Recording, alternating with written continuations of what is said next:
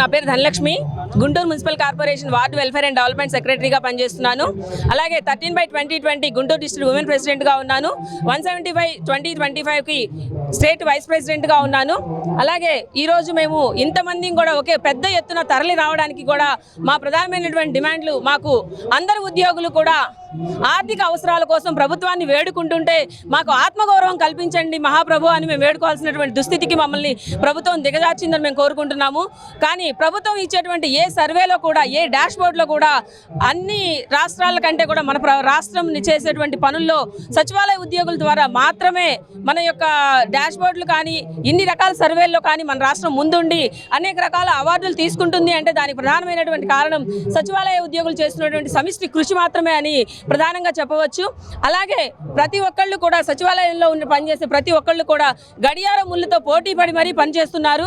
అలాగే పొద్దున్నే 6:30 మొదలుపెట్టిన పెన్షన్లు ఇవ్వడం 9 గంటల్లోపే 90% పూర్తి చేస్తున్నారు. అలా గడప గడపకు సంక్షేమం అందించేటువంటి సచివాలయ ఉద్యోగుల యొక్క సంక్షేమాన్ని కూడా ప్రభుత్వం దృష్టిలో పెట్టుకోవాలని మేము కోరుకుంటున్నాము. అలాగే ప్రతి ఒక్కళ్ళు కూడా ఆర్థిక ఇబ్బందులు ఎదుర్కొంటున్నారు. మా యొక్క ప్రమోషన్ ఛానల్ను కల్పించి మాకు ఆర్థిక భరోసా కల్పించాలని ప్రభుత్వాన్ని సవినయంగా వేడుకుంటున్నాము. అలాగే అనేకమైనటువంటి సర్వేలతోటి ఇబ్బందులు గురిచేయొద్దని ప్రతి ఒక్క ప్రభుత్వ అధికారిని వేడుకుంటున్నాము. మీరు డాష్ బోర్డులతో పోటీపడి మేము పనిచేస్తున్నప్పటికీ కూడా మీరు అనేక రకాల ఒత్తిడిలకు గురి చేస్తున్నారు. 10 మంది పర్యవేక్షణ అధికారులను పెడుతున్నారు, కానీ పనిచేసే ఉద్యోగి మాత్రం ఒక్కళ్ళుగానే మిగిలిపోతున్నారు. ఒక ఉద్యోగి మీద 10 మందిని పర్యవేక్షణ చేస్తున్నారు. 10 మందికి ఆన్సర్లు చేయడంతో మాకు సమయాభావం అయిపోతుంది. కాబట్టి మీకు ప్రతి ఒక్కళ్ళు కూడా ప్రతి ఒక్క సర్వేలో కూడా రాష్ట్రాన్ని ముందంజలోనే ఉంచుతున్నటువంటి సచివాలయ ఉద్యోగుల యొక్క ఆత్మగౌరవాన్ని కాపాడండి, ఆర్థిక భద్రతను కల్పించండి. ప్రతి ఒక్క డిపార్ట్మెంట్కి కూడా పని భారాన్ని ఈక్వల్గా చేయండి. అనేక మంది డిప్యుటేషన్లో పంపించారు. ఇద్దరు చేసేటువంటి పనిని ఒక ఉద్యోగి మాత్రమే చేయాల్సి వస్తుంది.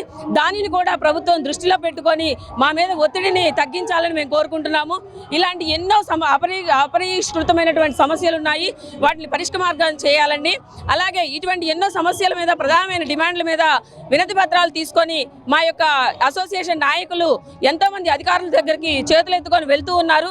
అలాగే ఆ అధికారుల దగ్గరికి వెళ్ళినప్పుడు వాళ్ళు ఈ సమస్య 48 గంటల్లో పరిష్కరిస్తాము, 45 రోజుల్లో పరిష్కరిస్తామని కాలయాపన చేస్తున్నారు. కానీ ఎటువంటి సమాధానాలు ఉండటం లేదు.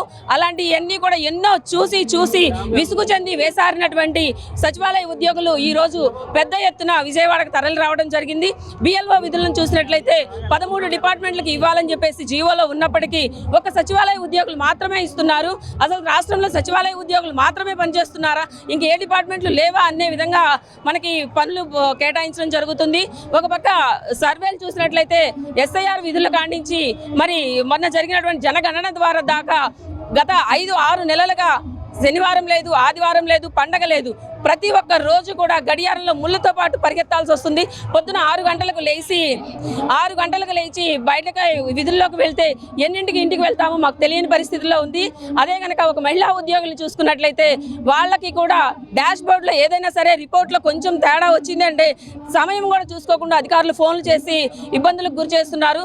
రేత్రి 9ంటికి 10ంటికి ఫోన్ చేసి మీ డాష్ బోర్డులో రిపోర్ట్ తక్కువ ఉంది అని అంటే ఆ మహిళా ఉద్యోగులు కానీ, ఆ సచివాలయ ఉద్యోగి కానీ ఎలా నిద్రపోవాలండి? వారి యొక్క మానసిక పరిస్థితి ఏంటండి? అది కూడా అధికారులు కూడా దృష్టిలో పెట్టుకోవాలి.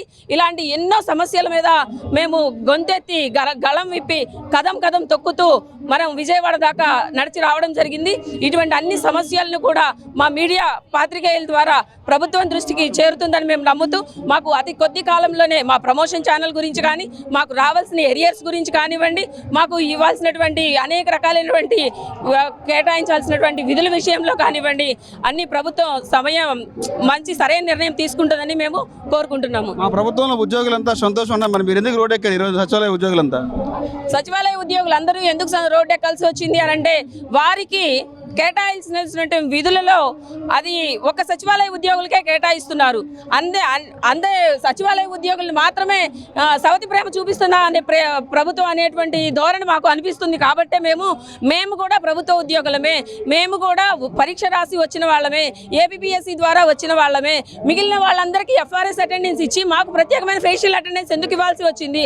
మాకు కూడా మిగిలిన ప్రభుత్వ ఉద్యోగులతో ఈక్వల్ అని తెలియజేయాలంటే మాకు కూడా ఫేషియల్ అటెండెన్స్ తీసేసి ఎఫ్ఆర్ఎస్ అటెండెన్స్ ఇవ్వండి. ఇవ్వండి. అప్పుడు మాత్రమే మాకు కూడా అందరికీ సమానమైనటువంటి రైట్స్ ఉంటాయి కదా. ఉద్యోగులు అందరినీ సమానంగా చూడాలి. అలా కాకుండా సచివాలయ ఉద్యోగుల్ని ఒకవైపుగా, మిగిలిన ఉద్యోగుల్ని ఒకవైపుగా చూస్తున్నటువంటి ధోరణి ఉంది అనేటువంటి ఆలోచన ఉంది కాబట్టే ఈరోజు అందరూ కూడా ఇక్కడ దాకా రావడం జరిగింది. గత ప్రభుత్వం మీ పరిస్థితి, ఈ ప్రభుత్వం ఎలా ఉంది సచివాలయ ఉద్యోగుల పరిస్థితి? గత ప్రభుత్వంలో వాలంటీర్ సిస్టమ్ ఉంది కాబట్టి మేము మానిటరింగ్ చేసుకుంటూ ఉన్నాము. కానీ ఇప్పుడు మానిటరింగ్ చేసుకోవడం కంటే కూడా వాలంటీర్ చేసేటువంటి విధులను కూడా మేమే నిర్వహించవలసి వస్తుంది. అటువంటి సమయంలో మేమందరం కూడా సర్వేలకి వెళ్లాల్సి వస్తుంది. ఒక్కొక్క సచివాలయ ఉద్యోగికి వాలంటీర్కి ఒక క్లస్టర్ ఉండేది. ఇప్పుడు ఒక్కొక్క సచివాలయ ఉద్యోగికి 4 నుంచి 5 క్లస్టర్స్ ఉంటున్నాయి. అలాగా కాకుండా కొంతమందిని డిప్యుటేషన్ మీద పంపించడం వల్ల ఆ డిప్యుటేషన్లో వెళ్ళిన వాటి విధులు కూడా సచివాలయ ఉద్యోగులే నిర్వహించవలసి వస్తుంది. 2 చేయాల్సిన పని, 3 చేయాల్సిన పని ఒక సచివాలయ ఉద్యోగి చేయాల్సి వస్తే ఎంత మానసికమైన ఒత్తిడికి గురి అవుతారో ఆ విధంగానే ఇప్పుడు అందరూ కూడా గురి అవుతూ ఉన్నారు. అలాగే వందలాది మంది ప్రాణాలు కూడా కోల్పోవడం జరిగింది మానసిక ఒత్తిడి వల్ల, హార్ట్ అటాకుల వల్ల. వాళ్ళందరినీ కూడా వాళ్ళ యొక్క ఫ్యామిలీస్ని కూడా కారుణ్య నియామకాల ద్వారా ప్రభుత్వం ఆదుకోవాలని మేము కోరుకుంటున్నాము.